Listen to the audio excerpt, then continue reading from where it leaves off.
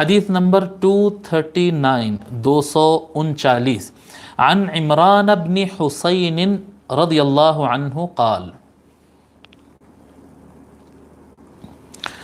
عمران بن حسین، یہ لکھ لیں آپ ان کے بارے میں، ان کے نام سے پہلے اس طرح سے لکھیں آپ، ابو نجید، ابو نجید، ابو نجید عمران بن حسین،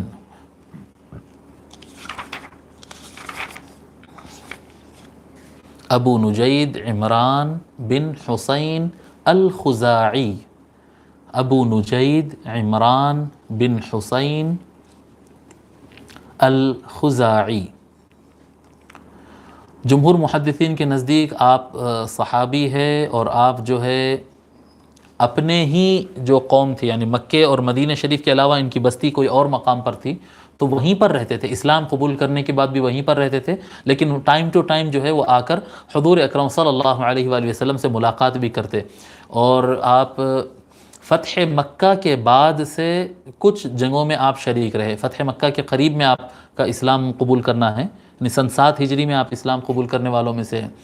اور جو ہے 1 یا 2 جنگوں میں حضور صلی اللہ علیہ وآلہ وسلم کے ساتھ شریک رہے فتح مکہ کے بعد. اور فتن کے جو معارک تھے ان میں آپ شریک نہیں رہے. مولا علی علیہ السلام کے ساتھ نہ خلاف میں کسی بھی جنگ میں آپ شریک نہیں رہے. آپ کی وفات 52 ہجری کو ہوئی، 52 ہجری کو آپ کی وفات رہی. ٹھیک ہے.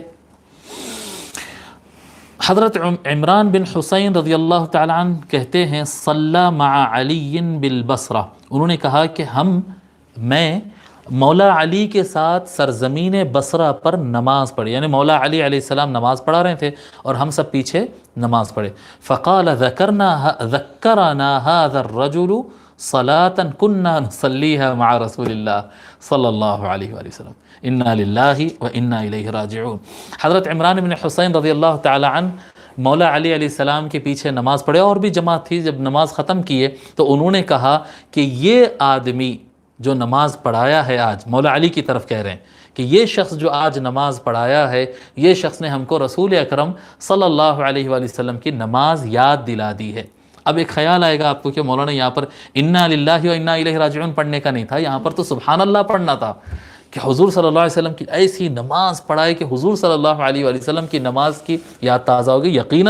یقیناً حضور اکرم صلی اللہ علیہ وآلہ وسلم کے بعد اگر سب سے زیادہ خشوع والی اور خضوع والی اور کامل ترین نماز پڑھائے تو مولا علی پڑھائیں گے. سید المتقین ہے، امیر المؤمنین ہے، سید المتقین ہے، ان کے ویسا نماز کون پڑھا سکے گا؟ یہی بات صحیح ہے. مگر یہاں پر بات وہ خشوع خضوع اور کیفیت والی نماز کی نہیں ہو رہی ہے. آگے سنیں آپ جی. كنا نصليها مع رسول الله صلى الله عليه وآله وسلم فذكر أنه كان يكبر كلما رفع وكلما وضع. تو کیا بتائے عمران بن حسین جی، کیا تھا خصوصیت حضرت مولا علی کی نماز کی خصوصیت کیا تھی؟ کہ جب کبھی نماز میں موو کرتے تھے آپ رکوع سے سجدے کی طرف، سجدے سے تشہد کی طرف، جب نماز میں آپ حرکت کرتے تھے تو آپ اللہ اکبر کہتے تھے. ہاں یہ ایک عجیب سوال ہے نا، یہ تو سبھی کرتے ہیں نا. کون ایسا بندہ ہے جو بغیر اللہ اکبر بولے کے سجدے میں جاتا ہے، یا بغیر اللہ اکبر بولے کے تشہد میں بیٹھتا ہے یا رکوع میں جاتا ہے؟ ایسا کیسا ہو سکتا ہے؟ نہیں جناب والا، یہ زمانہ فتن میں یہی تو تھا.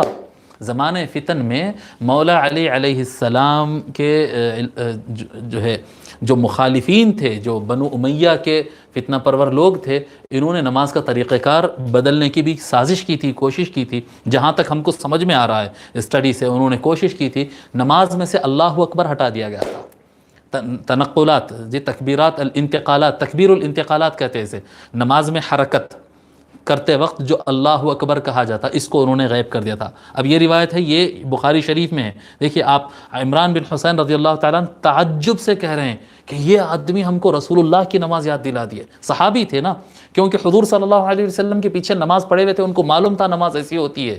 لیکن وہ جو زمانہ تھا آقا علیہ الصلوۃ والسلام کے وصال کے تقریباً قریب 30 سال ہونے کو آ رہے تھے، 25-26 سال گزر گئے تھے. اس وقت وہ نماز، جن علاقوں میں نماز پڑھ رہے تھے، وہاں پر اللہ اکبر نہیں کہا جاتا تھا. نماز میں نماز تھی مگر نماز میں اللہ اکبر نہیں کہا جاتا. جب مولا علی وہاں پر آئے اور نماز پڑھائے تو ان کو یاد آ گیا، اللہ اکبر، حضور صلی اللہ علیہ وسلم ایسا پڑھتے تھے نماز، دیکھو اللہ اکبر بولتے تھے نماز کے اندر. ٹھیک ہے، یہ حدیث امام بخاری نے روایت کیا.